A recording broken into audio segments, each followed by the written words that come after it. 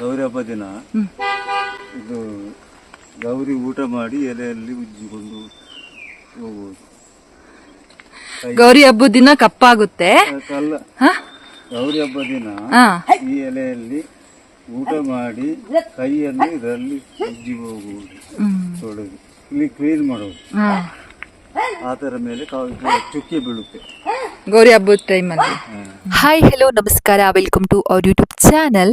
ನಾನು ಹಳೆ ವಿಡಿಯೋದಲ್ಲಿ ಕೆಸುವಿನ ಸೊಪ್ಪು ಕೂಡಿದ್ರೆ ಪ್ರಳಯ ಆಗುತ್ತಂತೆ ಈ ಬಗ್ಗೆ ಹಿರಿಯರು ಹೇಳ್ತಾ ಇದ್ರು ಅನ್ನೋದನ್ನ ಹೇಳಿದ್ದೆ. ಆದರೆ ಇದು ಅದರ ಪಾರ್ಟ್ 2 ಅಂತಾನೆ ಹೇಳಬಹುದು. ಇವರು ನನ್ನ ದೊಡ್ಡ ಮಾವ ಸೋಮಪ್ಪ ಅಂತ, ಅಂದರೆ ನನ್ನ ಮಮ್ಮಿಯ ಮೊದಲನೇ ಅಣ್ಣ, ಸೀನಿಯರ್ ಅಣ್ಣ ಇವ್ರು ಏನು ಹೇಳ್ತಿದ್ದಾರೆ ಅಂತಂದ್ರೆ, ಅವ್ರು ಹೇಳಿದ್ದು ನಿಮಗೆ ಅರ್ಥ ಆಗಿದ್ರೆ ಓಕೆ, ಬಟ್ ಅರ್ಥ ಆಗದೆ ಇರೋರಿಗೋಸ್ಕರ ಇದನ್ನ ಹೇಳ್ತಾ ಇದ್ದೀನಿ. ಇವ್ರು ಏನು ಹೇಳಿದ್ರು ಅಂತ ಅಂದರೆ, ಗೌರಿ ಗಣೇಶ ಹಬ್ಬ ಬರುತ್ತಲ್ವಾ, ಆ ವೇಳೆ ನಾವು ಮನೆಯಲ್ಲಿ ಗೌರಿನ ಅಥವಾ ಗಣೇಶನ ಕೂರಿಸಿ ಪೂಜೆ ಮಾಡಿರ್ತೀವಿ. ಇನ್ನು ಕೆಲವರು ಗಣೇಶನ ಕೂರಿಸೋದಿಲ್ಲ, ಬಟ್ ಗೌರಿ ಪೂಜೆ ಮಾತ್ರ ಮಾಡಿರ್ತಾರೆ. ಆ ಗೌರಿ ಮನೆಗೆ ಬಂದು ಮನೆಯ ಪೂಜೆಯನ್ನು ಸ್ವೀಕರಿಸಿ ಪ್ರಸಾದ ಹಾಗೇನೆ ಊಟವನ್ನು ಸ್ವೀಕರಿಸಿದ ನಂತರ ಈ ಕೆಸುವಿನ ಎಲೆಯಲ್ಲಿ ಕೈ ಉಜ್ಜಿಬಿಟ್ಟು ಹೋಗ್ತಾರೆ ಅನ್ನುವಂಥದ್ದು ಒಂದು ನಂಬಿಕೆ ಇದೆ. ಆಗ ಈ ಎಲೆ ಮೇಲೆ ಕಪ್ಪು ಚುಕ್ಕೆ ಬರುತ್ತಂತೆ. ಇದು ಹಿರಿಯರ ನಂಬಿಕೆ. ಆ ಕಪ್ಪು ಚುಕ್ಕೆ ಬರೋದಕ್ಕೆ ರೀಸನ್ನೇ ಗೌರಿ ದೇವಿ ಕೆಸುವಿನ ಎಲೆಯಲ್ಲಿ ಕೈ ಉಜ್ಕೊಂಡು ಹೋಗೋದಕ್ಕೆ ಅಂತ ನಮ್ಮ ಮಾವ ಹೇಳಿದರು.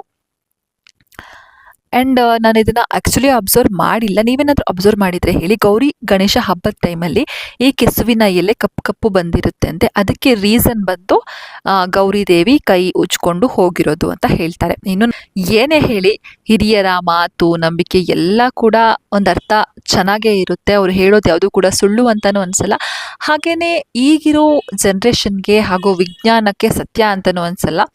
ಬಟ್ ಹಿರಿಯರ ನಂಬಿಕೆಗಳು ಆಗಿಂದನೂ ಕೂಡ ನಂಬ್ಕೊಂಡು ಬಂದಿರೋದು ಸತ್ಯನೇ ಹೌದು. ವಿಜ್ಞಾನವೂ ಸತ್ಯ, ನಮ್ಮ ಹಿರಿಯರ ನಂಬಿಕೆಯೂ ಕೂಡ ಸತ್ಯ ಅಂತ ಹೇಳ್ತಾ ಈ ವಿಡಿಯೋವನ್ನು ಇಲ್ಲಿಗೆ ಎಂಡ್ ಮಾಡ್ತೀನಿ. ಇಷ್ಟೊತ್ತು ನನ್ನ ವಿಡಿಯೋವನ್ನು ನೋಡಿದ್ದಕ್ಕಾಗಿ ಧನ್ಯವಾದಗಳು.